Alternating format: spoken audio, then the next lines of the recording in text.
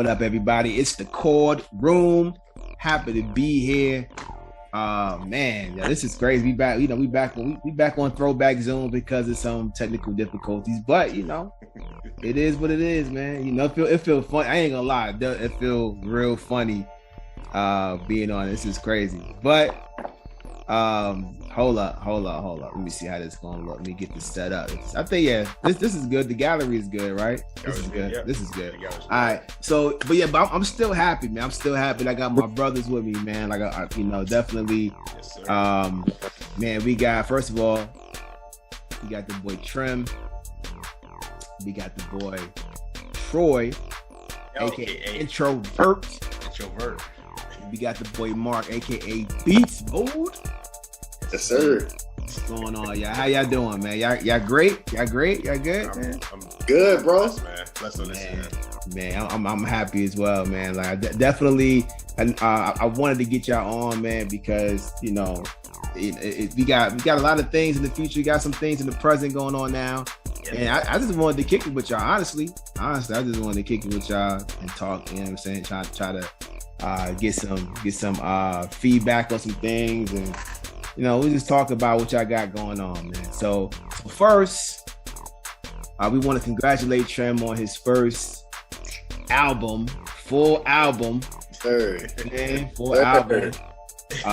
So yeah, tell everybody everybody about the project, man. What you got out right now. They can go and listen and vibe off what you got. The project is the Kool-Aid Bag Voyage. Yeah, I couldn't even figure the name of my whole thing out, man. But yeah, the Kool-Aid Bag Voyage, full instrumental album, 11 tracks. Had that pleasure of being able to put something together, man. Especially with the help of my brothers, because there's one of them on there that we all put our hands on. Sunset on the Beach, definitely a nice track. Which, by the way, man, I've been getting some feedback on that. That's seems to be the popular one on that album, man. So definitely be getting some statistics on that. People have definitely been playing that track like crazy. But yeah, fully mixed and mastered by my boy Introvert. So appreciate that, putting it together. So it's been a pleasure, man. Definitely a dope concept. Can't wait to do it again. Yeah, man. I mean, I know. I'm gonna tell y'all, man.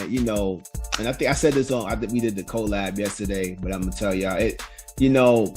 First of all, everybody out there, just to let y'all know. So under the umbrella of, what you have the Chord Room, you have the collab, and you have. All the audio, like all the projects, all the music projects under that umbrella, that all falls under the Kings of the Republik. That's me, that's Trem.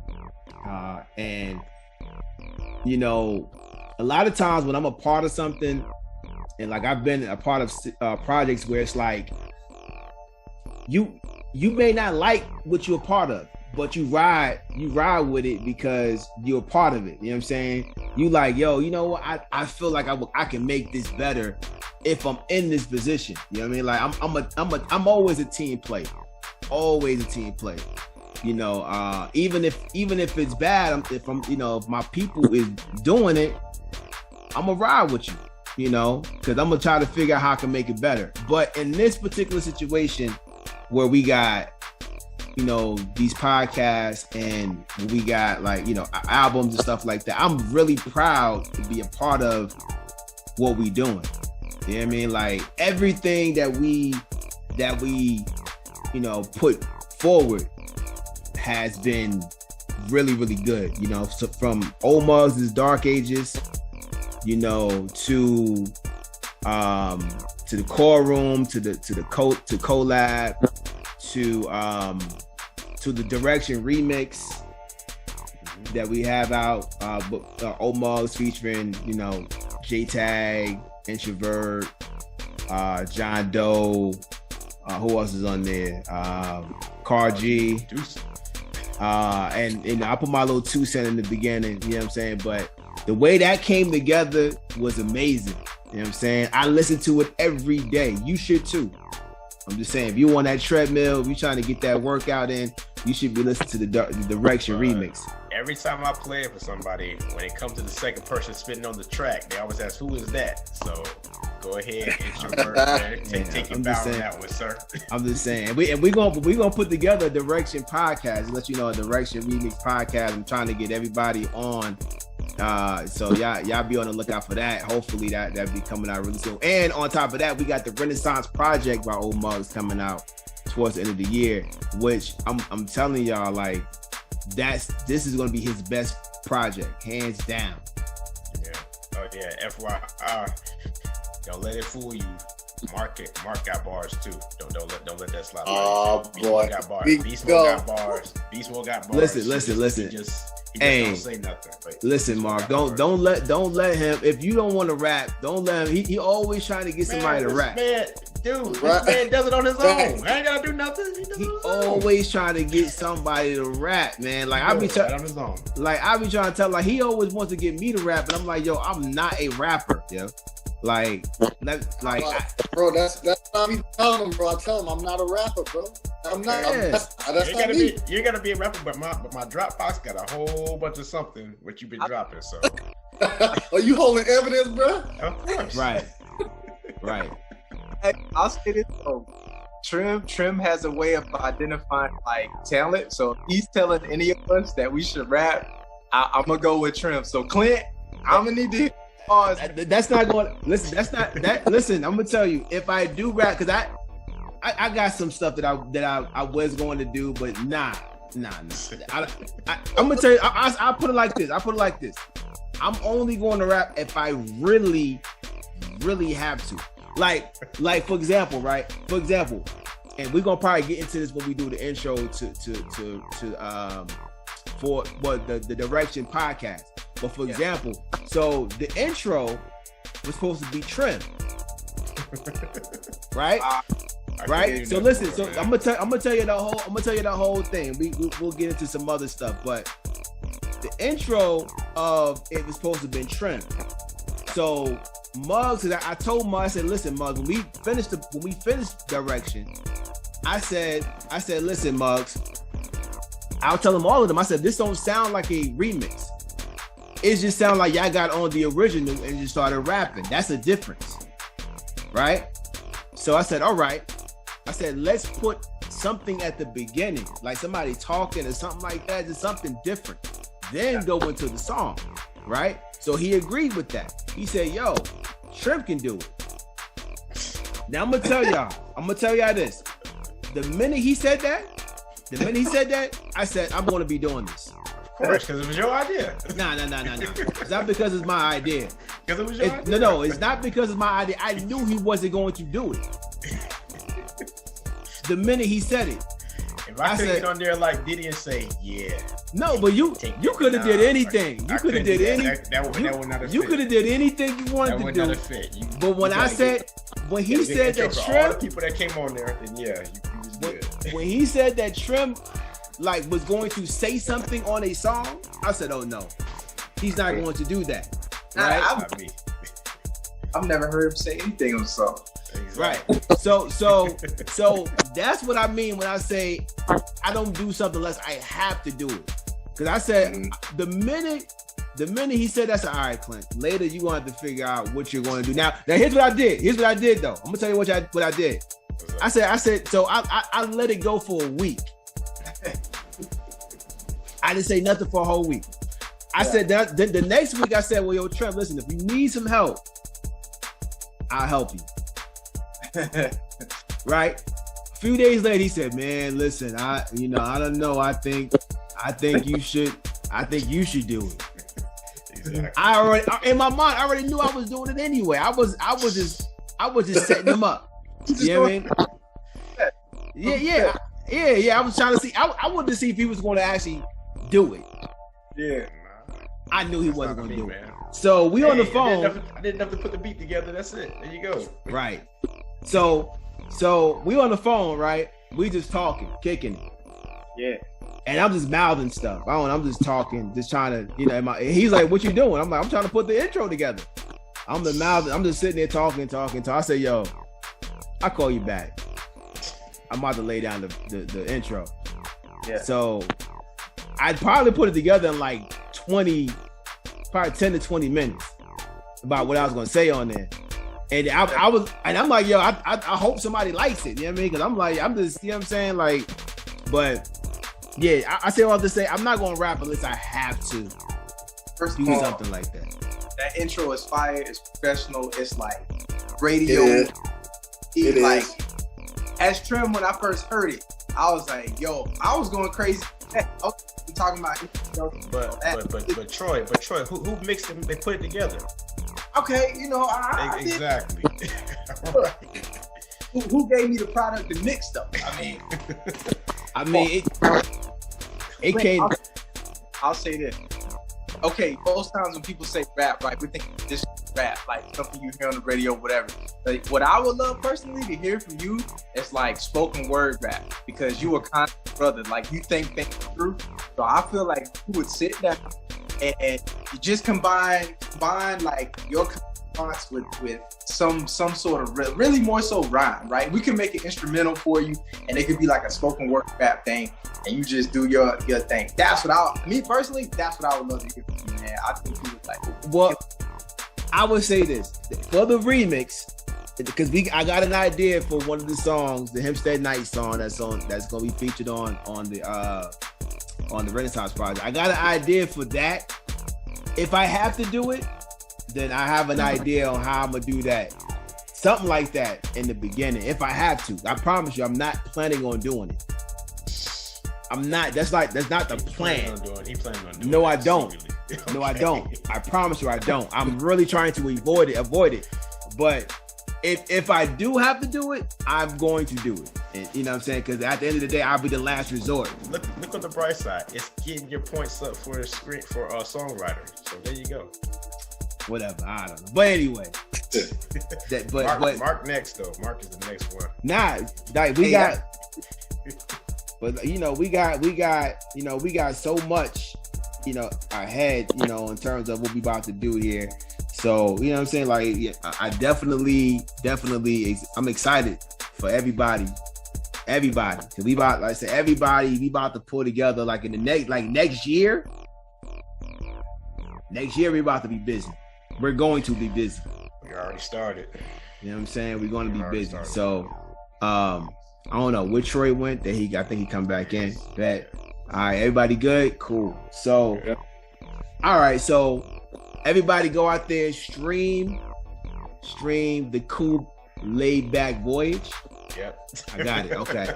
So that see, and I'm not gonna get to how Trim always trying to add extra stuff to stuff. But anyway, man. Yeah, whatever. Something. Hey, so it was something. It was gonna be something voyage, because it was originally supposed to be the voyage back home.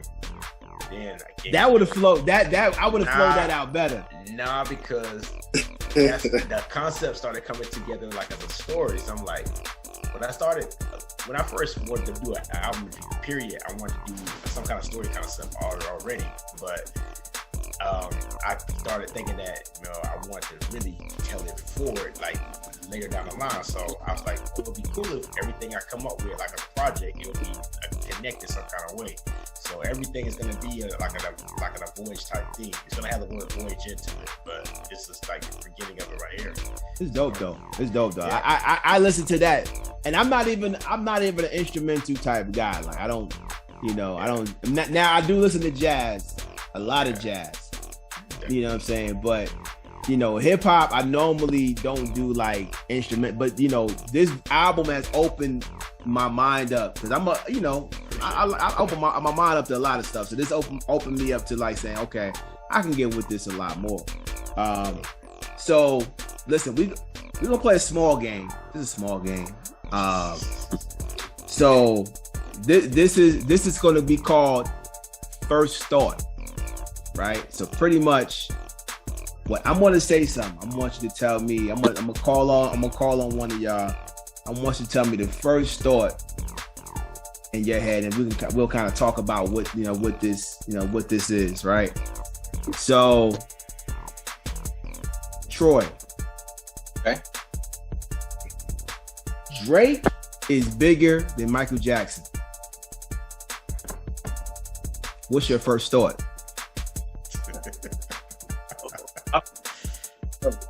No, I don't. My first thought was I don't agree. You don't agree? Tell me, and you know, this has been going around. This has been going around the internet for a while now. Yeah, I've seen that too. You know what I'm saying? Where people saying that Drake is bigger than Michael Jackson, right? And they also saying that Drake is bigger than man, somebody busting off shots? Yeah. Y'all hear that? I know I'm not tripping. I hear it. Man, Yo, y'all not at the army base, are y'all? nah, my daughter's still up, man. Oh, all right.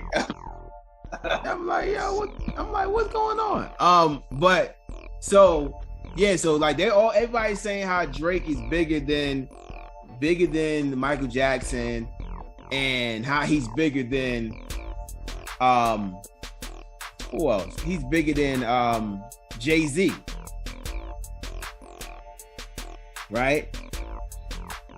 What are your thoughts about him being bigger than any of those artists? See, the first thing, I guess the second to the first thing I was thinking is, what's the criteria for big? I mean, are we talking platinum records, number ones, all these other kind of things like that? I would imagine that's lumped into there as well. But I mean, when I think of Michael Jackson, man, I think of he resonates with all age groups and like all generations, right? So it could be little kid Michael Jackson dances, it could be a freaking 80-year-old doing Michael Jackson, and everywhere in between, right? And then we know when it comes to music and what people sample, and I mean, and all these people, you see so much of that type of influence, right? So I mean, of course, Drake does his thing. Everybody probably knows his name. Same thing from the different demographics. Or actually, maybe not. Like, if I use that same example and I say, you know, from 50 to 80, do they know Drake? Some people might say no, but I guarantee you, if you ask like people about Michael Jackson, they're gonna know him. So, I mean, I don't know today how do people define big, but I guess how I would look at it is like in any type of conversation, regardless of what the demographic is, you ask anybody, would they say, oh yeah, I know that person, and be able to at least name one song? I think Mike, compared to Drake, Mike's always gonna win that particular type of situation, right? So not even talking about number ones, record sales, and nothing like that, but just that alone. Go to any random person right now and say, hey, do you know Drake? Okay. Hey, do you know Michael? Okay, give me a song. I feel like Mike's stats would be higher with random people. So to me, I mean, that makes him bigger. You know what I mean? Without getting too detailed with it, that's how I look at it. So, and I know I don't think.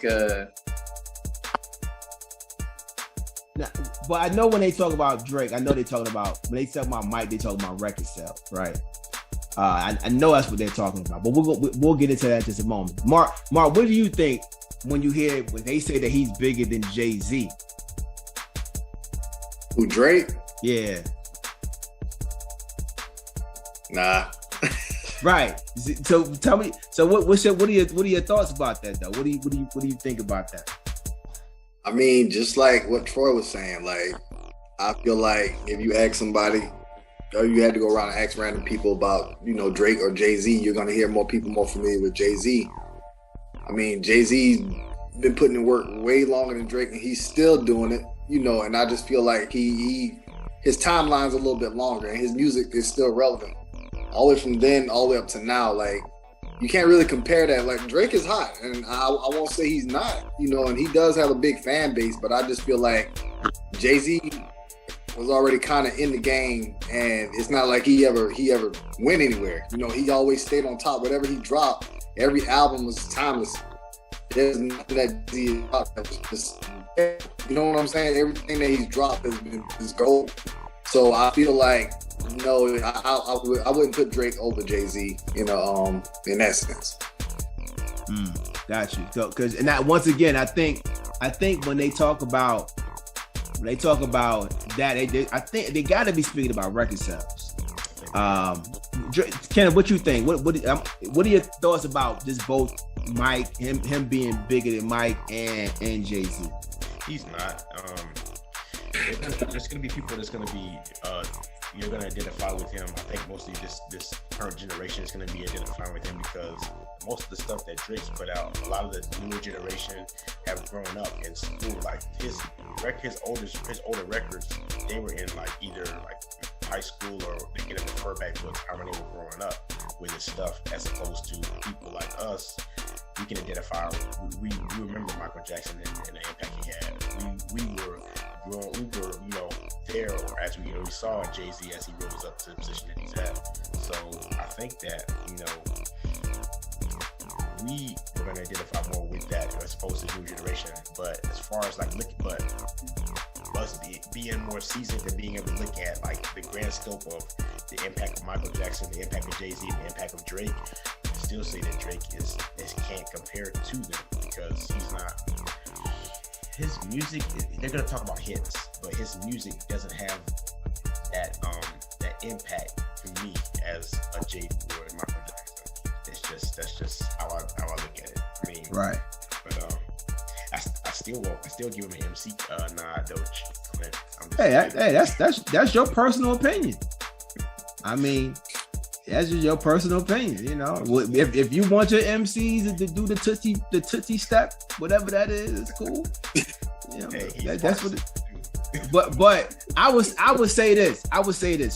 That first you gotta understand these are two different generations, right? Yeah. What you think is harder, selling CDs or streams? CDs. Exactly. Right, because guess what? Jay-Z and Michael Jackson had to convince their fan base to go stand in the line. They had to come out their house, go stand on the line to get a CD with their hard-earned money. And there's other people that they had to compete with to do that. And they went platinum numerous times. Yeah, record sales, like actual records with Michael Jackson and cassettes. Right. Mike went through all phases except for streaming. He didn't do streaming too much but when he passed away, 2010? Right? Mike passed away. So streaming was just really hitting before Mike passed away. But they had that's way more difficult than streaming. You know what I'm saying? Like, it's easy for, like, if you're a big artist, it's easy for you to somebody just hit a button and it's just streaming, right? Like, I mean, they get a whole bunch of music for $9.99, right? So, you know, that part, and just the fact that his songs, like, I don't think Drake is gonna be able, like, that's not Drake.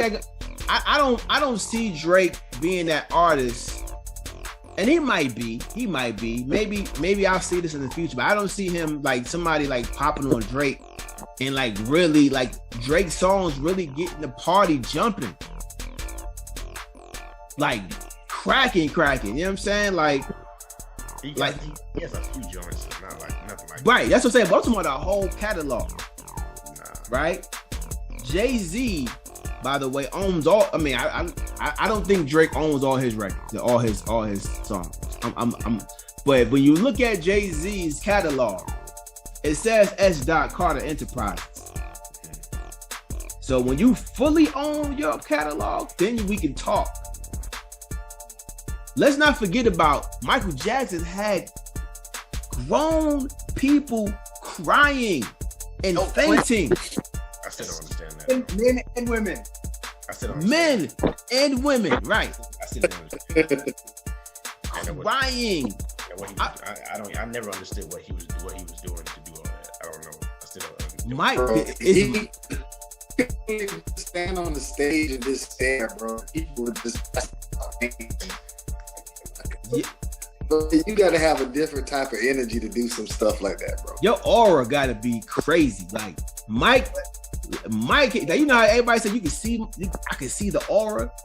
You can't see Mike when Mike come in the room. You can't see Mike. He like those squares that he was stepping on when he was in the Billie Jean video. He just glow. Wow. Mike glow. I'm telling y'all, man. Mike glow. And Mike, you know, listen, we can get a whole podcast about how savage Mike was, how Mike was buying people catalogs. Yeah, that was gangster, bro. You know what I'm saying? How Mike was producing for real. Big records.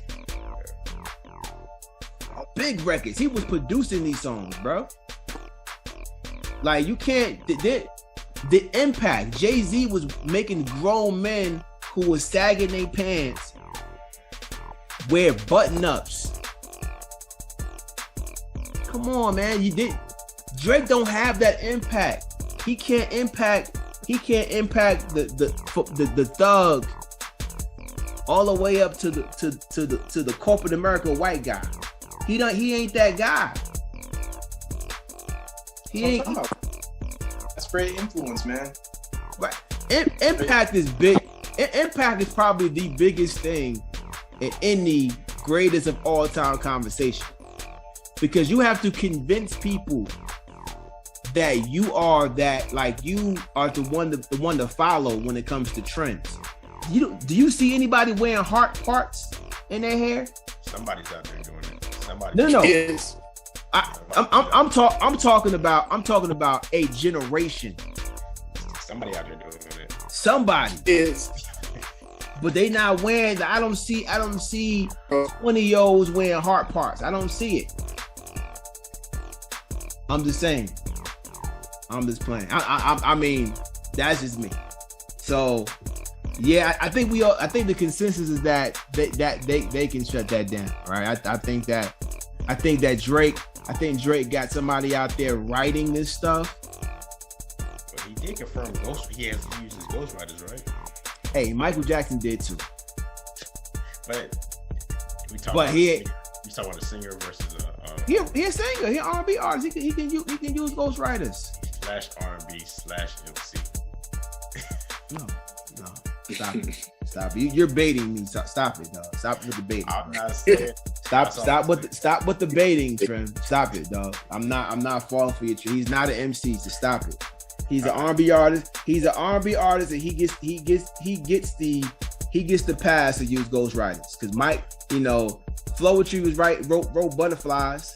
Even though you can't say Prince had a ghostwriter, because I'm sure Prince ain't never had no ghostwriter. I don't think so. He ain't nobody write Prince stuff. But that's we can get into debate about who's greater, Mike or Prince, but we leave that alone. But as Kendra was saying, back to the story. So. Yeah, back to the story. So I gotta.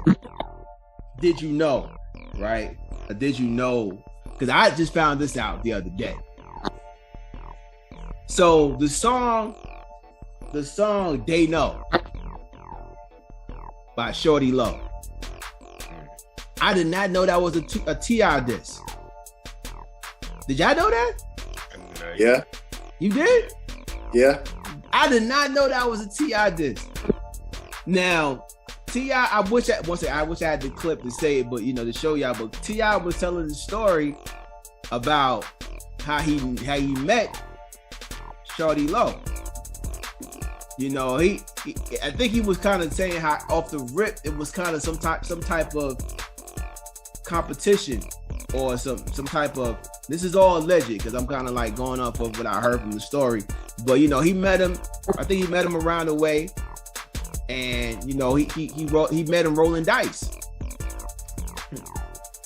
and he was saying just like aggressively, like he would pretty much tell him like, yo, to tell him pretty much get his weight up.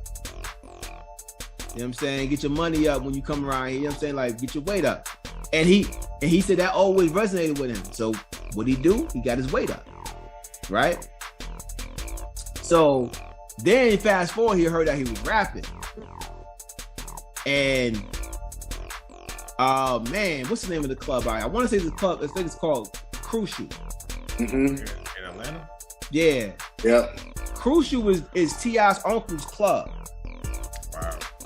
So that club was built because because when his uncle got out of jail, his uncle was like, yo, like, what should I do? I own, because he owned the building. He's like, what should I do with the building? T.I. was like, yo, we should make it into a club. So, you know, T.I. was in there every so often. He was in there a lot. And he was in the club. He was in a VIP one night, and Shorty Low was performing that song. And when that dropped, he said the club went crazy. Right? Now, when Shorty Low got on stage, he was like, yo, that's the one. You should use, that's the one right there. He was like, oh, word? Okay. He said, yeah, that's hot. That's hot. He said his dumb behind didn't know that the song where he was dissing him the whole time. Like, he was like, yo, he was dissing him. And that's where that what up? What's happening? When he came, I knew that was about Shorty Low. Now, I knew that part. And that, I ain't gonna lie. That song right there, ooh, hey, that T.I. what up? That get it cracking. I ain't gonna lie, bro. That's what T.I. was out for people's heads. That was when T.I. was dissing people for real. Like, he was getting that Shorty Low, then he got, I mean, after that, a little few years later, he got that, was that Ludacris that he got after that? Hey, he ain't one of them Luda. Hey, boy. Luda came. Luda took that song some fuck had Stomp. Yeah. Luda took that. Luda ate T.I. on that. He ain't one of Luda. He ain't one of Luda. Hey, Luda. What'd he say? He said he could eat two rappers at the same. What did he say that on the Dang, what remix is that he did? How he said he dissed two rappers at the same time? The Future joint. Oh, really? Dang, what's the name of that song? That's Same Damn Time. Yeah. Bruh, Luda was in his prime. Yeah, they ain't one of Luda, but got it. Luda still got it. But back then, bro, like Luda was nothing to play with. But T.I. was, he got the Leprechaun, he got Lil Flip, he got in Lil Flip, bro. That was a real beef right there. But I say all to say, I did not know that They Know was about T.I. I didn't know that either, man. That's crazy. Did you hear the song that Shorty Low, that D4L put out, called Don't I? There was a song, you remember the song Ain't I by Yeah. They did a song called Don't I. Go listen to that and listen to Shorty Low's diss to T.I. He addressed him directly on that. I got to hear that one. Talk about his wife and all. What? Wait a minute, bro. What's the beef between T.I. and Shorty? I don't get it. What's going on? Bro, it's so many things I've heard, man. I'm like, you will always hear them make references of where they're from. Kind of like that big dog status, like who's the biggest dog from that area. Yeah. Bankhead. Shorty Low would claim, he claimed in like that Don't I song, like T.I. ain't from where he's saying he from. So you got to hear the song, bro. You can listen to it, man, and you get to his verse. Like, he took some sharp shots at him, bro. He took some good ones. I didn't know he was coming like that on that one, bro. And see, but you gotta understand though. You have to understand, like, Bankhead. When you think about Bankhead, there's a lot of real ones in Bankhead, bro. Some real ones in Bankhead. And Shorty Low, from what I was told, Shorty Low was that dude before rap. Like, before rap, Shorty Low out there, he was that hustler out there. You know what I mean? Like, he was. He got like a legend, like Gucci Mane. Right, but see, Shorty Low was getting money out there, and I'm sure T.I. was getting money too. But basically, like Mark said, you know what I'm saying, like, I'm that, he was that dude, and in his own right, Shorty Low was a trendsetter for Atlanta in terms of that doom doom doom doom doom doom D4L, like that snap music. That's D4L. That they took that Fruity Loops and made a killing. I mean him, and then when he got Fabo in that joint, they was tearing down the Pool Palace. I did not stand that song when it first came out because it was just so annoying. It was just so like, really, what is this? Like, the beat was annoying. What's song, bro? What's you talking about? He talking about but you can't do it like me. Can't do it like me. I like that. I ain't gonna lie, bro. Hey, bro. Let's get on my nerves. I was feeling that joint, bro. But I I ain't was gonna young back then, man. Everybody was snapping back then, bro. I ain't gonna lie, man. Couldn't dance. At first, That's why, Trim, you couldn't dance. That's why you weren't feeling it. I don't care, man. I probably couldn't dance. You know, I couldn't dance. hey, I ain't even gonna lie to y'all, man. Like, I hated it at first, but then I was like, yo, this joint hard. When you hear that, I bet you can't do it like me. Nope, but you can't do it like me. What? Yo, hey, bro. Hey, Fabo's energy was, come on, bro. Fabo was that dude, man. Come on, Trev. You wildin', man. I know, man. Bro, I'm the only one enjoying Fabo ain't never had you trying to wipe off the bottom of your shoes, bro. Right. Nah. Hey, you know what I'm about to say? So I ain't gonna do it, man. But that. Hey, man, don't come from a different cloth, man. I'm a reserved kind of mellow type of dude, man. So that's me. I'm a New Yorker, bro, and I used to like that joint, man. Trim, you are based. You are based in the city where it's from, brother. I know, man. I know. There's no way you wasn't rocking with that or Laffy Taffy. I know you was rocking with Laffy Taffy. Laffy Taffy was getting on my nerves more. I need to over there in Laffy Taffy because that joke was annoying. But I mean, like I said, man, like I said, I'm coming to the call. Probably gonna take my ATL card or whatever, man. But hey, I'm not there. Yeah, hand it over, bro. Give it up. Hey, I'm not sure hand it over. I'm not sure you need ATLian, man. Hey, this is the second podcast somebody attempted to take your ATL card, bro. Yo, I don't care. I know where I'm from. Put some cash on some goody mom, I'm good. But yeah, I mean, even y'all remember the white tee versus black tee war? Yeah. Yeah. Hey, bro, listen. I was deep in that ATL music, bro. Man, deep into that. Franchise Boys. Yeah. And then Jeezy and the So Icy fellas came with the black tee and Gucci Mane. Yeah. Man, that beat was real too, bro. That thing was real. Hey, I remember I think my wife, Tay was dating at the time. I think it was her. She was saying how one of the dudes from that group came up to her and was like, yo, you know who I am? I'm on that Black T song. And she looked at her like, okay. Black T? Like, now mind you, we on the bus. We on the MARTA.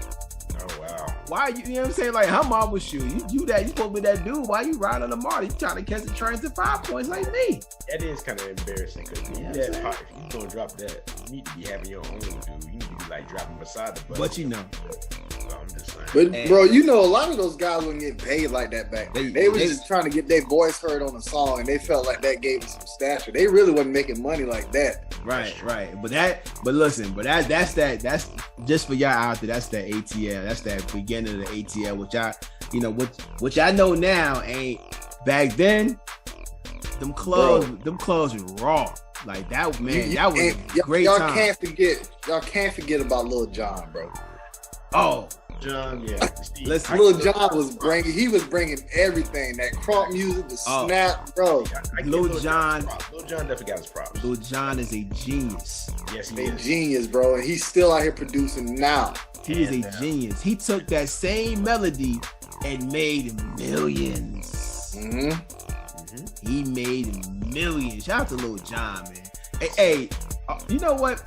We're gonna get into a little conversation real quick. So all right. This is another reason why I wanted to have y'all on here, right? All right, so listen. Me and Trim, we last week, this would be considered the last week recording, right? We just did it the other day. So we talking about verses, right? Now obviously the Fat Joe and Ja Rule ones is past. That was interesting. But now we got Jay-Z, we got JD, Jermaine Dupri, and we got Diddy on a live with Fat Joe, right? Y'all up on this live, with this iconic live that just happened, where JD called Puff out. That he pretty much wanted him for verses, right? JD was like, "Yo, I don't want your arms too short to slap box with the God." That's what he said. Diddy said that. Yeah. He said, I want Jermaine Dupri, I want Dr. Dre. Right? So me and Trim gets in this conversation about, I guess Trim don't like the way Diddy said it. Nah, that's an insult. Right? That is an insult. And now what I'm seeing, just based off Trim's reaction to this, right? That there is, I feel like there's some type of thing where people are feeling this is like Atlanta or South versus New York, right? Like there's some type of legit beef there, which they're probably, I would give it 2000 maybe, to where there was a situation where the South and New York, were like, I wouldn't say at odds, but people, I would say that we would poke fun at each other, right? And I don't know. I guess I feel like some people feel like Atlanta still has something to prove, right? And I'm like, I don't understand. Like y'all been running this game for like over 20 something years now, right? Now, but I want to break this whole thing down. So, first of all, what do y'all think about the verse? What do y'all think about that versus? How Jermaine Dupri versus Diddy? What do y'all think? How you think that's? You think it's gonna be a good versus? Do you think it should be Dre versus Diddy? What are your thoughts? I think it would be a good versus, man. But I think it's a better matchup between Jermaine Dupri and Diddy, because I think honestly they can go tit for tat for one another. I mean, I think it'll be a better matchup with Diddy and Jermaine Dupri than it would be for Diddy and Dr. Dre. Diddy, I think, is only thinking about like the impact of the hits. I don't think, honestly, to be honest with you, man, I don't think Dr. Dre has the hits like that, like Diddy has. Not like that. Jermaine Dupri can go on that type of level with Diddy, because they both have like a wide range of different types of hits. Dr. Dre, I don't think it's much. That's just me.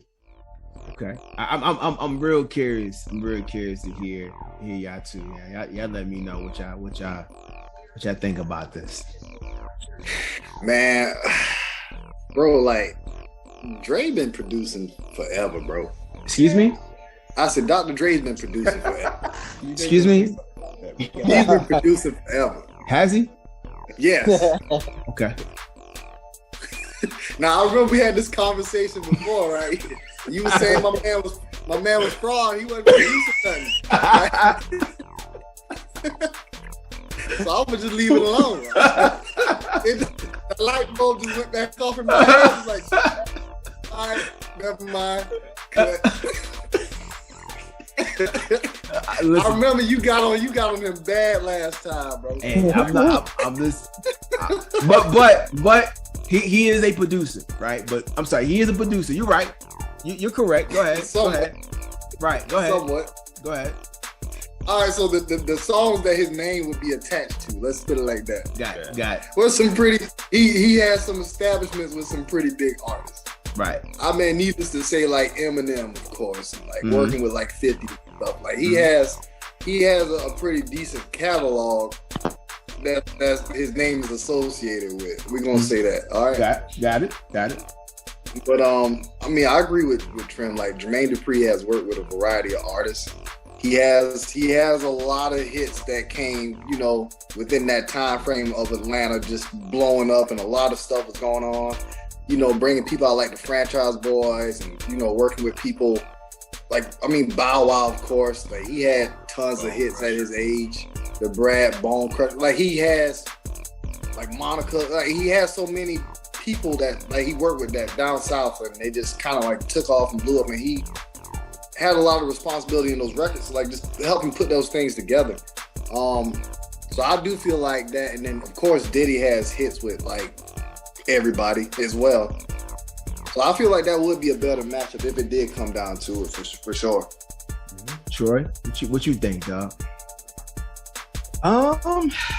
Yeah, I'm sitting here thinking about like the artists they've worked with, like bro said, from the Monicas, Usher, everybody like that. As far as Jermaine Dupri, I'm pretty sure a lot of the artists that they work with overlap.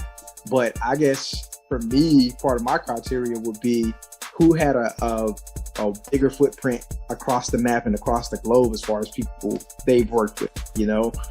Because production-wise, I mean, I've never known Diddy to actually sit behind the boards and make a beat. Oh no, he does. We know that. He does. He does. Okay, he does. Yeah, he does. He's a mixture of hands-on, because he was hands-on on the what's the name album, on that Jay-Z album, from what I know, the American Gangster album. Like he can do that, and a lot of times he can do a Dr. Dre, you know, but you never, but Diddy never went and said that he took credit for another beat that he didn't actually make, right? Diddy never did that. But go ahead, though. Go ahead. I'm sorry. Yeah, I don't know. Me personally, that's how I'm looking at it. Like, I know JD probably, in comparison to P. Diddy, he sat behind those boards, and the actual, from, you know, scratch to finished product, made those tracks and everything else in between. Hey, sing it like this, do it like that, dress like this, all these different kind of things. So right. You know what I mean? So I feel like overall he might have done that more than Diddy. That's just my guess. I'd have to really dig into it. But hold up, Troy. Hold up. Before you finish, I want to make sure you understand. These are about the hits, right? Yeah. These are about the hits. So what I'm saying to you, because I understand Jermaine Dupri is a little more like, you know, like if you know, he's more hands-on, he molds a lot of things, right? But we just talking about when we sit at the table, and like Mark said, the beat, the music that he had his hands on, that he's associated with. Yeah. Talk to me about that. When you bring So Def and we bring Bad Boy, what you doing? Oh, that's a tough one. I don't know. I feel like I'm leaning towards JD. I think I'm gonna be that guy. I'm gonna just pick a side. Okay. I think I'm gonna go. You got this in verses. You gotta pick a side. You gotta pick a side. Right. You gotta pick a side. Then right. Then I saw them on the live with Fat Joe. And right. JD, his confidence, man, he's selling it for me. I feel like Diddy was talking his trash, but I feel like JD was just really selling the confidence for me. So right. I'll go with JD on this. Okay. First of all, y'all crazy. Let's just start there. Y'all bugging. Bingo. Y'all I'm with bugging. you, brother. Because hey, Bad Boy. We had to look at name or like an iconic artist that Jermaine Dupri just, you know, worked with, that he just put like gold out. Like Biggie is automatically like right there, off the rip. Let's start there. Let's start here. Bad Boy and So Def is throwing a concert on the same night. Free tickets. Which one you going to? I ain't gonna lie, I'm going to Bad Boy. Going to Bad Boy. You don't say what I'm saying? Like Biggie alive, Biggie, Craig Mack, everybody alive. I'm going with Death Row, baby. Hey, that Death Row party about to be lit too. You right. You already know that thing about to be crazy. Big stuff, baby. Man. That thing about to be crazy. Pac gonna be live with that joint. He gonna be live. But what I'm been saying for years that Dre do these beats. Listen, but Daz did them. Shout out to Daz Dillinger, man. Daz, all I don't know the other artists that Mailman, all of them that did them beats. Shout out to y'all. I'm just saying. But I mean, I'm just saying, bro. Puff. Say what you want about the man. There's a lot of stuff I disagree about how he handles business. When we bringing hits to the table, I'm not saying I'm not gonna go with, because Diddy has to go as far as he did, because at the end of the day, New Yorkers gonna give you their butt to kiss regardless. That's just how they are. That's just how they are. The confidence is borderline insulting. They can be dead wrong, but it don't matter. That's just how we are raised. You know what I'm saying? Like, if I tell you that I got the best podcast in the world and I only got 2 views, I don't care. I got the best podcast in the world. Period. You can't tell me nothing different. I don't care what you say. You know what I mean? Like, that's just how it is. But back to the whole comment you're saying about like the whole feeling between the North and the South thing. With Diddy and Jermaine Dupri, I don't feel that, man. Like, I don't feel that. I don't know if other people are taking it there, but I don't think it's something that it should even be looked at. As like but you was insulted by how Diddy. I was, but I never took it as a concept as far as like the North thinking they're bigger and better. No, I don't think. I think honestly, as they've progressed in their careers, Jermaine Dupri and Diddy have pretty much been neck and neck. I don't believe it's neck and neck, though. I think they've been neck and neck. Let's go back to what Mark just said. The only thing that's going to make it to where Diddy has a trump card is he's going to bring Biggie out there, because Jermaine Dupri does not have a Biggie type. He don't have a Biggie. He don't. That's the only thing. He doesn't have a Biggie. He doesn't have a Biggie. Hold on. Everything else pretty much can match him for. Okay. He doesn't have a Biggie. That's it. Hold on. So let's do this though, because this is another thing that Trim said. What's up? Trim said that Jermaine Dupri is one of the pioneers of Southern music, of Southern hip hop. Mm-hmm. Not the sound, but he has made. If it was not for Jermaine Dupri in the South, it wouldn't be, the landscape wouldn't be where it is. He has helped mold it like that. I'm not saying he has helped. How? His influence. Just like the same thing. Diddy's influence has helped to mold the impact of hip hop up the North. I disagree, bro. I don't think he was a pioneer of the South. He really got the culture involved in Atlanta. Remember he came up with that Welcome to Atlanta joint. He had all those big feature hits on there with everybody jumping on. Like, he really put a pinpoint on Atlanta. People started watching and paying attention to those artists down there. I feel like he had a big part in Atlanta, but like a pioneer of like Southern music, I would say no. Because I have to look at not the sound, but his success as a producer, being from Atlanta, has helped to draw talent here throughout the years.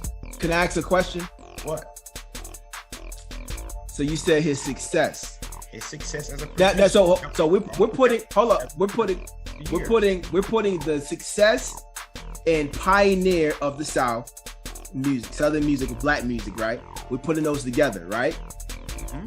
So for me, if we putting those two together, in that success, he had to put on a lot of Southern artists. That's what makes you a pioneer in that regard. Am I correct, you guys, on that? Wouldn't that be the success part? Yeah. Right?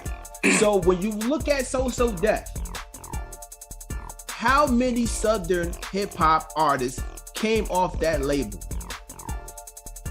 I got 2. Man, I think it was. Well, I'm gonna give you Escape. Yeah, Escape. And I'm gonna give you Bone Crusher. Little John. No. Lil Jon is not considered to be. Lil Jon started with So Def. He started with him, but he wasn't an artist that came off of So Def. Like, I'm talking about an artist that dropped music off of So Def. Okay. So can y'all give me some more? Probably it. That's it. Probably it. And he. So that's one part, right? So listen to my second part, because I don't think a lot of people realize this. His sound does not come from Atlanta. No, it's not. It doesn't come from Atlanta. It is a West Coast sound. It's so. I don't know about West Coast, but it's a. Bro, listen to Jump. Listen to Jump. Listen to the song Jump. That's all I got to listen to is that one song Jump. Oh, I got plenty of them. I'm just saying though. Listen to Jump though. Y'all hear the West Coast influence in that song Jump. It's a sample. Yes, but it sounds like the West Coast. It sounds like West Coast. It's a Funkadelic sample. But why did he do that? Funkadelics. Why did he do that though?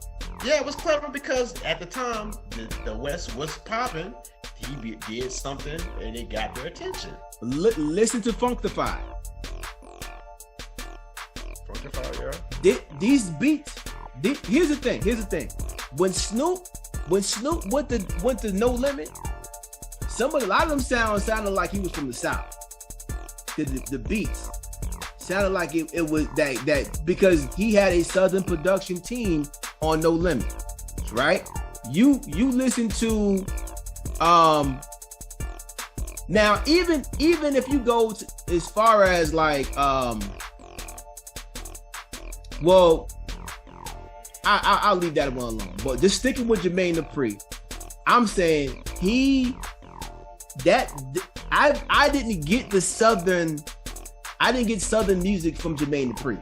Now this is a New York teenager talking. I'm tapping to my New York when I was 90 to 99, right? I didn't get music from Jermaine Dupri. It was that Southern music came from Organized Noise, which was through LaFace Records, partially, right? And which transformed to Arista, I think, because I think Outkast is on Arista, correct? Yeah. If I'm not mistaken. Face to Arista. Right. So Organized Noise, and then labels like No Limit, Cash Money, Slip and Slide. Dang, I'm missing one. I'm missing another Texas label. But my point is rap a lot. My point is Jermaine Dupri like he's So Def is a global label, meaning that he's reached out. When he was doing So Def, he reached out to a lot of people outside of Atlanta. He put on a lot of people outside of Atlanta. But they came to Atlanta. But just because they came here don't mean that they're not from here though. Not everybody, not a lot of people are. True. But they came to Atlanta. He didn't say, you know what? All the way out here, we're going to get you, we're going to bring you all the way back here. No, they came to Atlanta. The brat flocked to Atlanta. I don't understand your logic about this though, Trent. Dude. I don't understand it. Sound did not put the signature Southern style that we hear now into it. But Jermaine Dupri's success as a producer who so happened to live in Atlanta has helped to build a foundation to where Atlanta has a voice. He has helped to contribute to that just by his impact alone. Okay. I'm not saying it's the South. Okay. But he has helped to establish that. If it wasn't for his success as a producer on all the stuff that he has touched, we wouldn't be considering to even look at Atlanta as a soundscape as it is. I don't know. Troy, would you understand that? Keep it a buck, dog. Do you understand it? Huh? I get what he's saying. I do get what Trim is saying, but I was sitting up here while we're talking about it. I'm looking at the Bad Boy roster in comparison to the Social Def roster. I don't know. Bad Boy roster is looking a little heavy. Yo, like, I'm not listen to y'all. I promise you, yo, I'm not trying to disrespect Jermaine Dupri at all. I'm not. But when we talking about Bad Boy, like the label is iconic. Social Def is not an iconic label, bro. Let's keep it a G. I gotta keep it a G. I will give you that. I'm not talking about the labels because I'm pretty sure each one of them are going to go through their catalog and they're going to start picking stuff that's not specifically to their label. If you're talking about label for label, yes, Bad Boy has it, clearly. But Jermaine Dupri as a producer and Diddy as a producer, that's what we're putting the verses as. I don't think it is as neck and neck. It's gonna be a good one, but I don't think it's as neck and neck as you think. Like, to me, honestly, if I'm thinking about the verses and I'm throwing, what am I throwing on? Am I throwing on Total? Am I throwing on Escape? They're gonna go. I'm pretty sure they will both toss it out of their hat. But we talk about verses, right? That Total, even though they can't sing, that here's the thing, and this is another thing. Diddy made these 3 girls that cannot sing 2 or 3 hits, like bangers, that's gonna live forever. Just like Jermaine Dupri did with Crisscross, who could not rap. They were not rappers. He did that. Yeah, but that's to me, that's different, because I feel like Batcat, Matt the Hat, put it in the sack. I can rap. Singing is a whole different thing, bro. They not get hits. They got hits. But what I'm saying is that rappers, you can teach somebody how to rap. Okay. Like, you know what I'm saying? You can teach. Singing is a talent that you have to have. Like, you have to have it in you. Total cannot sing. Now, you can give him his one song he got with TLC. You go and give him that. But Total is he put a group together that's really not vocally talented. Keep it in the G. He had Mary J. Blige. He had Faith. Come on, bruh. Oh, come on, son. Come on. He literally built 2 labels, Uptown and Bad Boy. Both of these labels are iconic for the 90s. Jodeci. Come on, bro.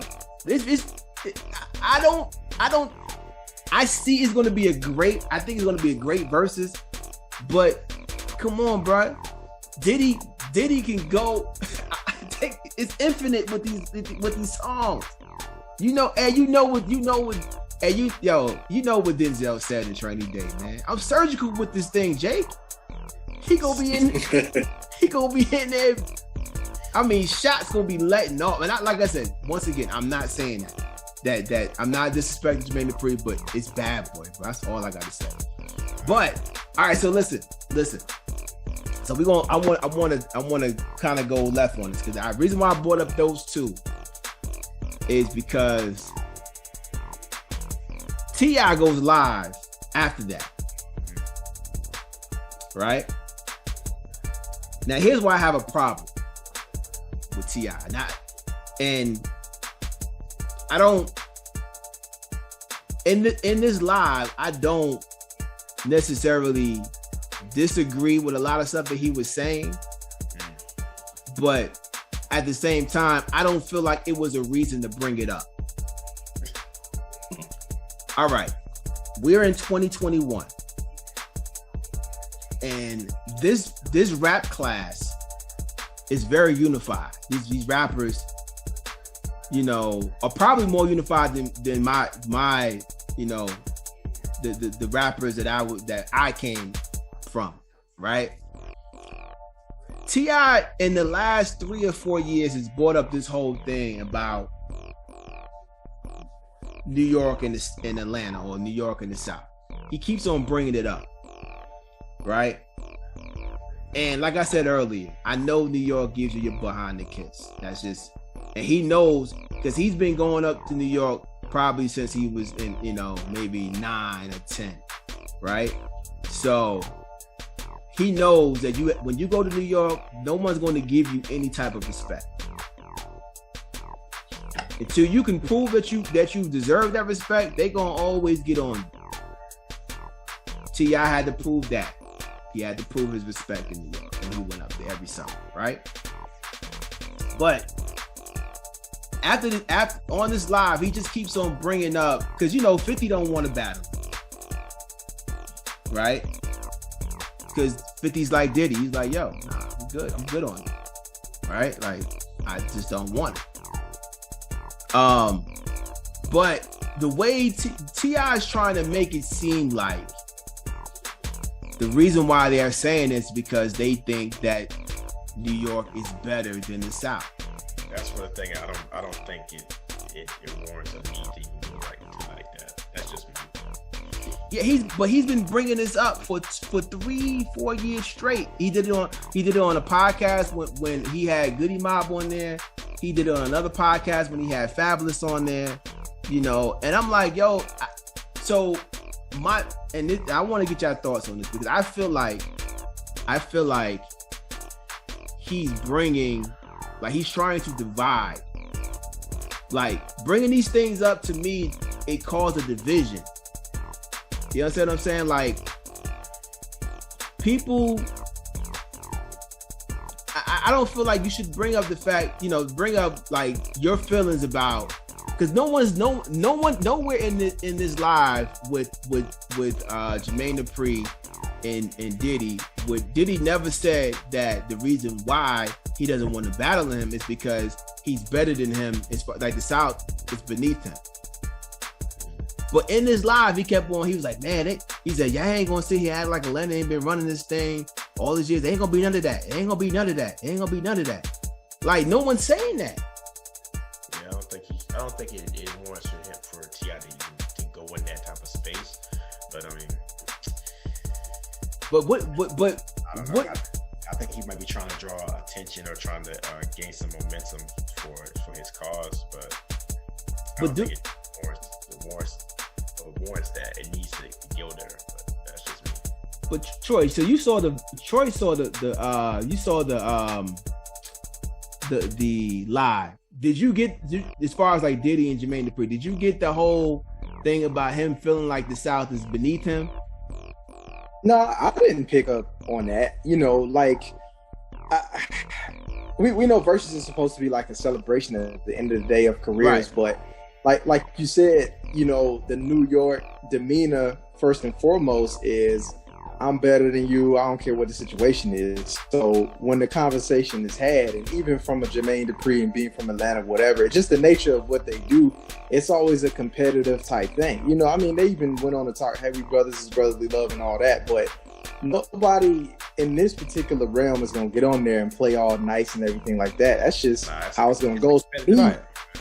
Yeah, so to me, I don't think the back and forth was about trying to subliminally say, you know, all right, sit down, little man, you know you don't got nothing on me. I just think it was, hey, this is that brotherly love. If we are going to do this, we know there's people out there who are watching it for that. They want to hear us kind of take these kind of shots at each other.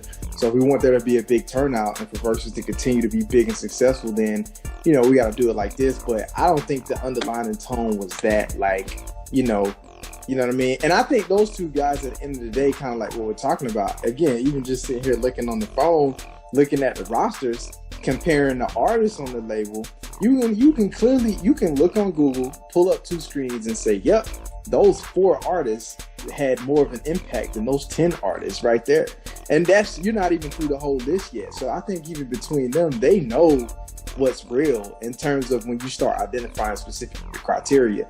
Who sold more? What artist is still relevant now? Blah, blah, blah, blah, blah. They know realistically. So, I mean, but even knowing that, I don't think it was, a malicious thing of, hey, pipe down, little man, you know what the deal is. It's just, we got to give the people a show. You know what I'm saying? We got to give them a show. Between you, we know what it really is. Right. And I want you to put your best fight, but realistically speaking, my roster versus yours, and what's going to come out of that on stage, And now that I'm looking back at that, I'm like, yeah, it kind of speaks for itself. Right. Listen, I told Trem, I'm like, yo, dog, like I don't understand what you're talking about. What you going? Yeah. What you go? What is Jermaine Dupri going to do? Jermaine, listen, Diddy has the streets all the way up to the pop charts. What are you going to do when he bring out that Boys in the Hood? Boys in the Hood, boy, anything for profit. That's a tough one.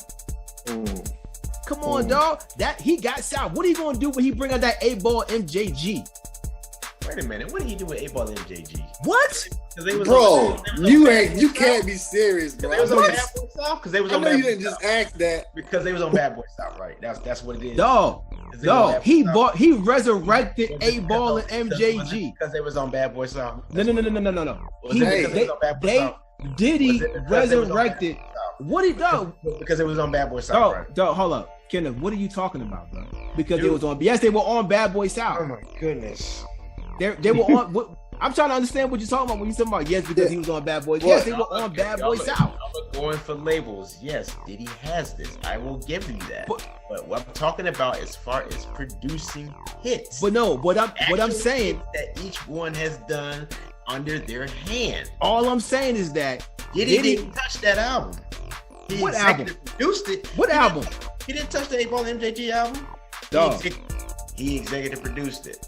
Dog, it's a lot. Dog, either way, like I said, that what are you going to do? The album was produced by Organized Noise. Diddy did not touch hold. That album was produced by Organized Noise. That album was produced by Organized Noise? That album, yes, In My Lifetime was produced by Organized Noise. Let's bring it up then. Please do it. Let's bring it up then. Let's do it. He said, please do it. Please do it. Let's see. Yeah, please do it. Let's see, 8-ball MJG. In My Lifetime. It's not. I don't think that's the album we're talking about. But what album are you talking about? Let's see. Bro, they had a damn. I'm trying to think which album it was. No, we're talking about Living Legends. There you go. That's it. That's the one. We're talking about Living Legends. We ain't talking about that album. That's the one. That Living Legends is hard, bro. And that you don't want no drama when he come on, bro. You don't want drama. But come on, bro. That's what I'm trying to tell you, bro. So that's what I'm trying. That's what I'm trying. I don't. Well, when I'm looking at the album, because they don't have. When they did theirs, they didn't put like the what's the names on it. Well, we automatically gonna give it to Diddy because it was on that Boy South. Yep. You talking about the producers for that? Yeah. Huh? That's a long list in there. Yeah. Diddy in there. And Diddy's name is on there. Okay, so what did he do? Man, well, my thing is I don't know, because the way they have this out, the way they have it set up, I don't know who did what. But I'm gonna say this though. Hey, man, all you need to know is he had his hand somewhere involved in it, bro. Right. But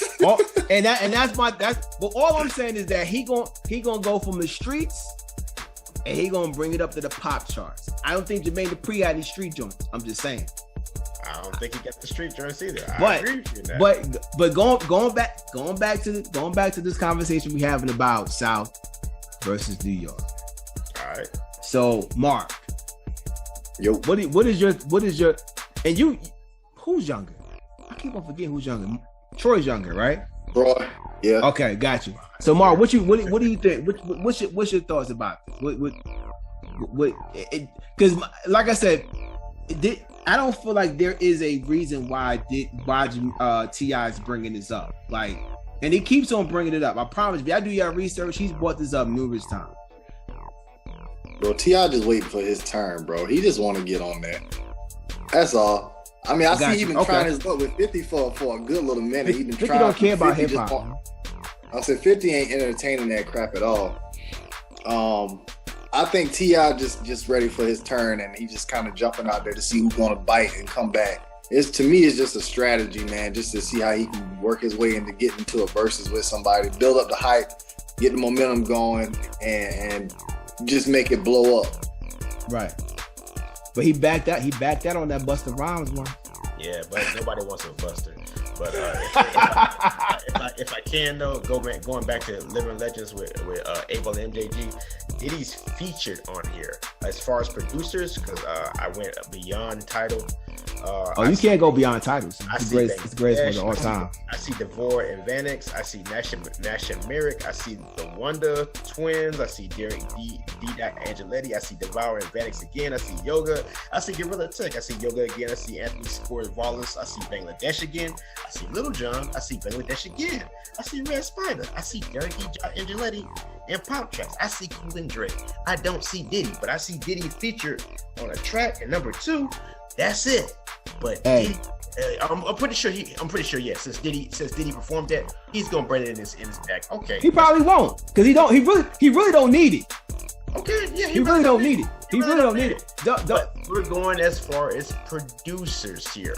But he really don't need it. I thought he produced it. I'm just saying some songs that's on Bad Boy. Because it was on Bad Boy South, right? No, come on, dog. So we gonna say, hold on. We're gonna sit here and act like Jermaine Dupri produced every song that was on So Def. Is that what we're gonna do? Okay, so don't say that though. I'm not going for label for label. I'm talking about what has these individuals done. They put their hands on and made an actual hit. What was it? And I will give Diddy American Gangster because I saw the credits and his name was on the credits as far as producers. But I am not going to give him all of the artists on Bad Boy. No one's saying that. We know he had the hitmen. Why we not sitting there acting like that he did all these songs? But you gotta understand, Jermaine Dupri is going to bring out songs that he didn't exactly produce. So you gotta understand this type of verses is way different. Yeah, I agree with you that. These are record execs that are coming together. And you think as a record exec, you think I'm about to leave some songs that I executive produced? You're right, because you really not touch Bone. He did not do Bone Crusher, but it was right. But you think as a record exec in a building that I built, whether I touch that record or not, you think I'm about to leave that record alone? So no. The thing specifically is they're gonna have to basically lay down what the rules are going to be for them as verses. Are we talking about just straight hits that our names are associated with, or are we talking about hits as far as what we had a hand in producing? These rules are different though, because keep in mind, like prime example, right? And we'll move on from this. Prime example. When Fat Joe played Big Pun's song, right? I wasn't mad at that. I wasn't either. Why? Because he had his hands in that song. He brought Big Pun to the game. He was on Terror Squad. That's the difference between Fat Joe and Ja Rule.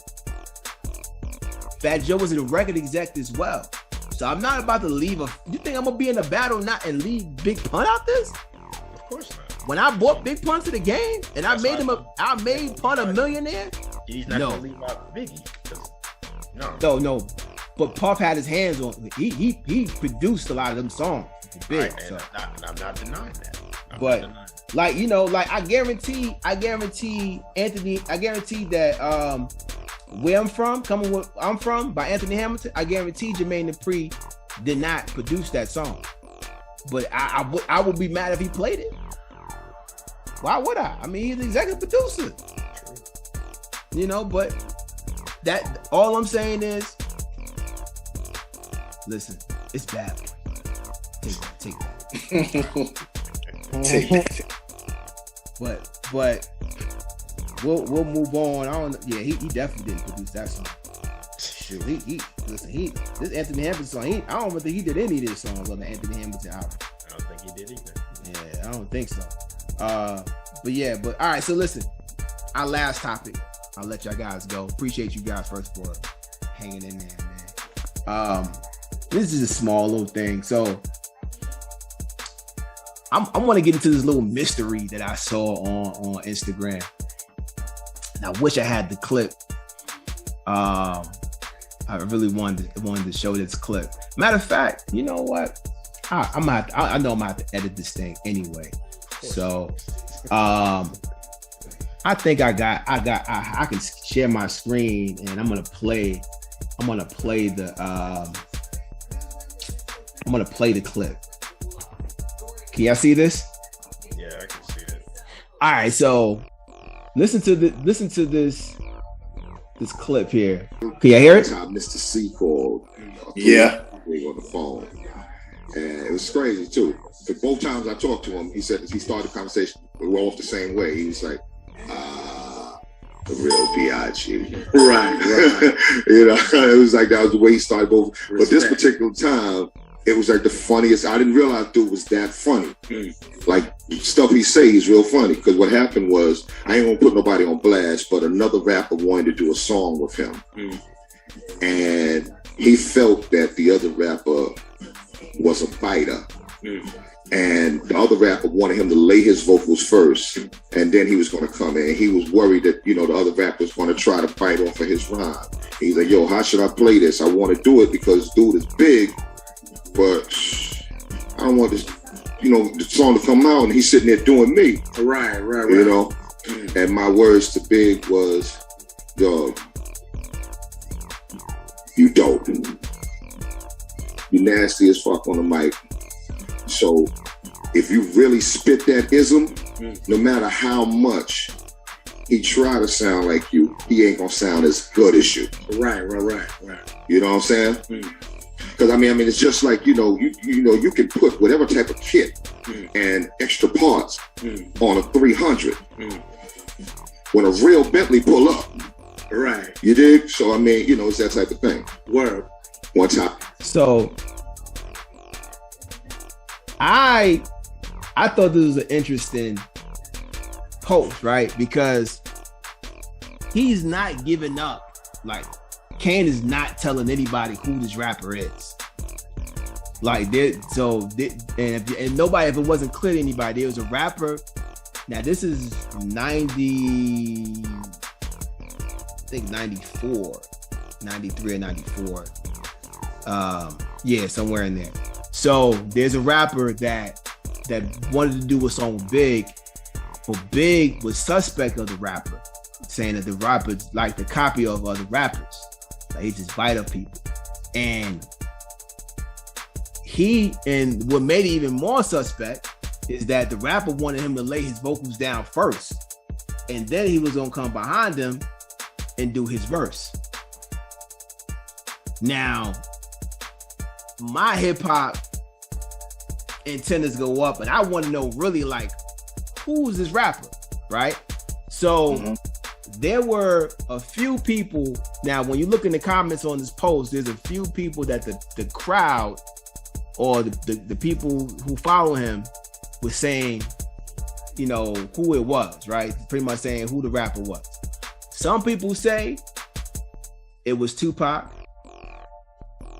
Some people say it was Jay-Z.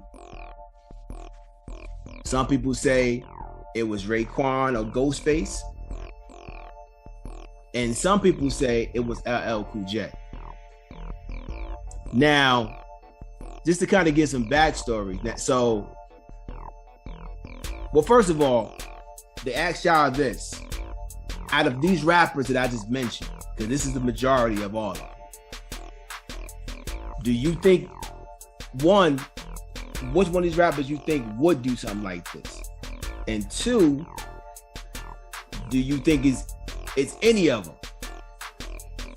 And or do I want to see how much you really know. Who do you think it is? You may not know, and I'll give you the pass because 94, 90, that's a long time ago.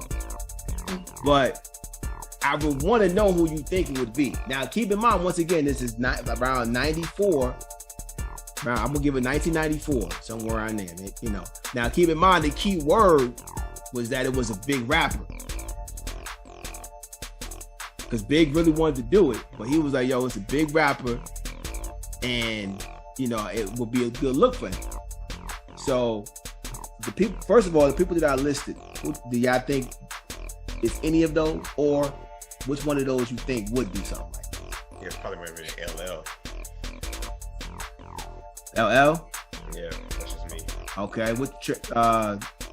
Introvert, what you got, dog? What you think?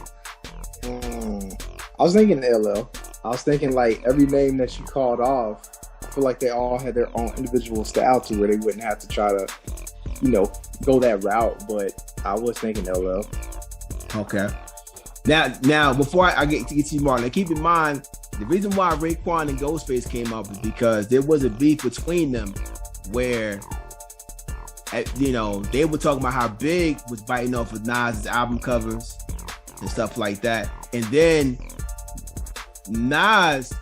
Big would tell Nas, because Nas and Big was close. A lot of people don't know that Nas and Big was close because Puff wanted to sign Nas, and Wu wanted to bring Nas into the Wu.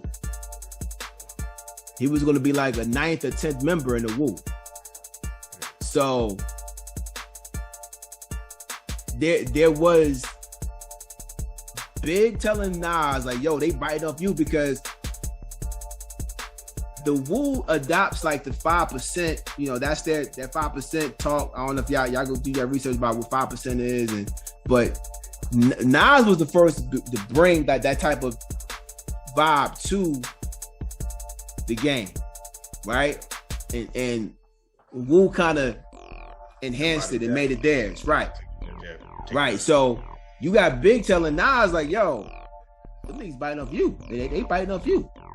But then you have Wu telling Nas that, "Yo, Big over here biting off your album cover. You know, you got a baby on your album cover. You got a kid on your album cover. He doing the same thing."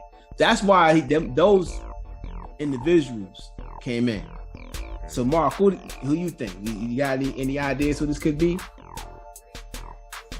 I don't. I'm gonna just say none of them, bro. None of them? That's a fair assessment. Maybe it might be somebody else out there. Yeah, it might be. I ain't gonna lie to y'all, man. I'm gonna go the LL route too. Yeah. I'm gonna go the LL route too, because in my thought process behind the reason why it's LL, this is 94. I can't name. I mean, who was bigger than LL at this time? And you know, I don't know. LL, you know, he had a lot of ladies joints. You know what I'm saying? And you know, I don't know. I mean, I could only think it would be LL, but you know, I thought it was interesting because, you know, well, first, I thought it was an interesting point to bring up because I want people to understand how important it is to be original. At least back then, it was really important to be original. Yeah, that was bigger. I think that was big back then, man, and compared to it right now. Like, a lot of people are not really trying to, they don't care really too much about originality. It's like, as long as they can get the hit, that's pretty much the thing that they're going. That's my take on the difference between back then to now. So then they're gonna want to do what's gonna sell, what's gonna make them money. So if one rapper or one artist did something or sounded a certain kind of way, they're gonna want it to try to. They're either gonna want to try to feature that artist on the record they got coming out, so they can make it that sound like that, so they can get that push, or they're gonna try to do what that artist is doing, trying to sell. Man, whoever's watching this, y'all let us know who y'all think it is. Put it in the comments. Let us know who y'all think the rapper he's talking about is. Because I really, honestly, I need to know who this rapper is. Just for my hip hop nerd side. I gotta have who this rapper is. But who do y'all think is the most original rapper right now? J. Cole. Yeah, Kendrick and J. Cole for me. Let's go a little newer. A little newer than that. Yeah, let's say in the last 3 years. I like Lil Baby, man. Yeah. I like Lil Baby. Think Lil Baby's the most original? Most original? Yeah, I mean the original right now. The most original out right now. Most original? Out right now. Like the most original rapper out right now. When we say original, you mean like ain't nobody sound like nobody sound like right now. Like he's the blueprint. He had his own sound coming in, and you can't deny like the fact like if somebody sounds like this, or they got it from this person. Like they had to get it from that person. That's a good one. I don't know about that. What about the baby? What's up? What about the baby? I was about to say, I think the baby. Yeah, nobody sounds like him. That that's the baby. So you're right. Now, I mean, even though the baby came out years ago, he just reinvented himself. But his flow, his new identity is definitely the most original. I definitely so the baby, Lil Baby, oh, babies. right, all the babies, like they, all the babies, the whole daycare, they daycare, right, the whole daycare. I mean, I definitely think those two is the most original. I can't honestly, I can't think of who. Baby came up in there too. I mean, I'm not really too versed. I really don't know much about that, and I don't know. So we got the baby, Lil Baby. Nobody else? Got anybody else that? I don't know. I'm feeling like Moneybagg Yo's kind of been like been throwing some pretty good stuff. I hadn't really, he seems like he got his style of his own. Yeah, and you got a lot of Memphis rappers out there, but I don't think anybody's kind of like spitting like how he's doing it, man. Shout out to Memphis, man. I love Memphis. I think bro. I think Memphis is definitely Moneybagg. Well, shout out to I think they all come from under what's his name? Yo Gotti, yeah. So shout out to Yo Gotti. Because it's one thing to be a rapper and be rich, but to be a rapper to make others rich, that's another thing. He's making a lot of these. Everybody on his label is rich. All of them rich, and he has a formula to make them rich. And he's not telling nobody what that formula is. But he has a formula to make rappers rich. I really want to know this formula, honestly. I think it has something to do with real estate. Honestly, I think it has something to do with like, when he said it, I was like, man, maybe it has something to do with like, everybody, like they all have investments in something, and I think that he's like putting them on, that way.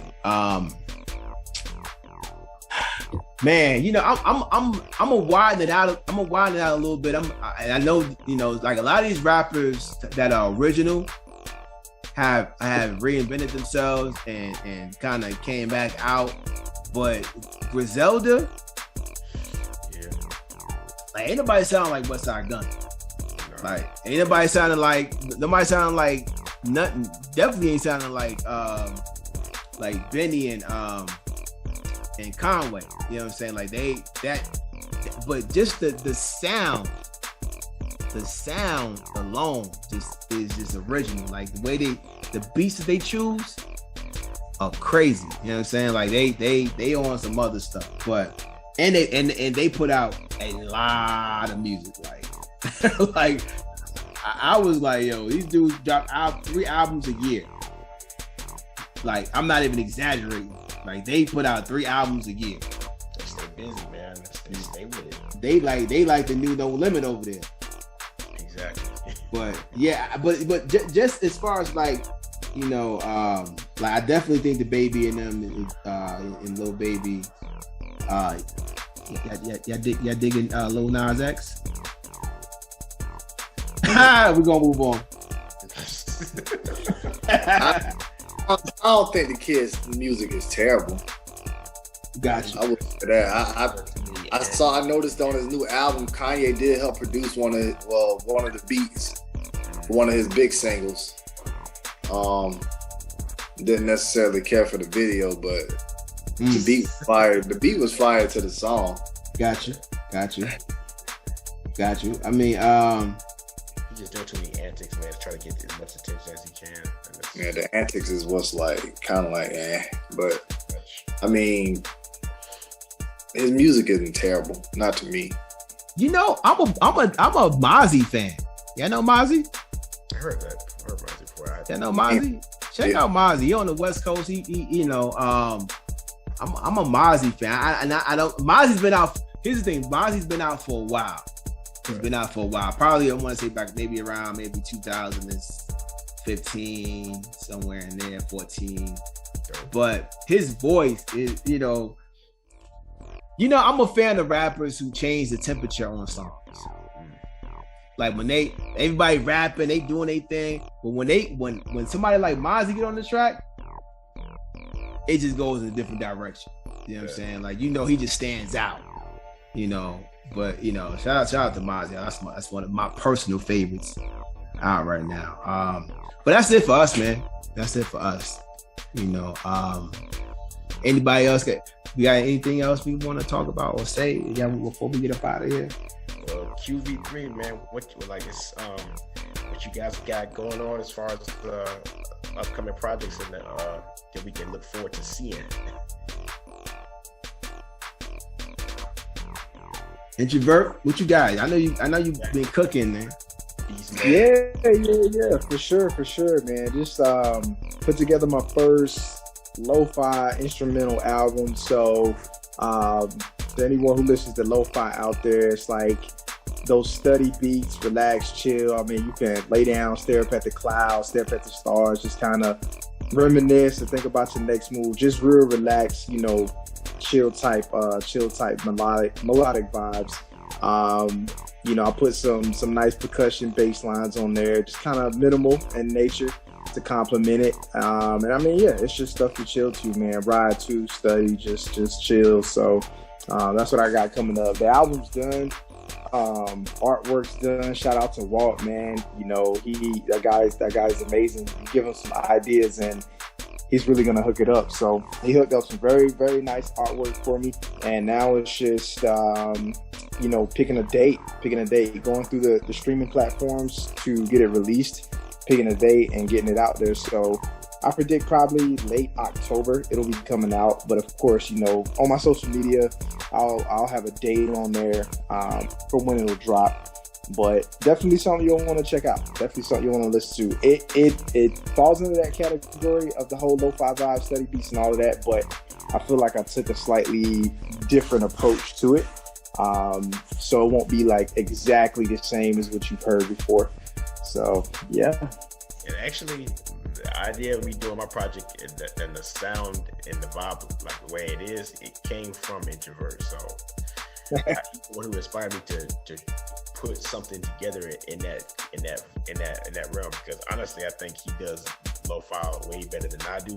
So that was my attempt at so-called lo-fi. But I had to do a little bit of making my own. So yeah.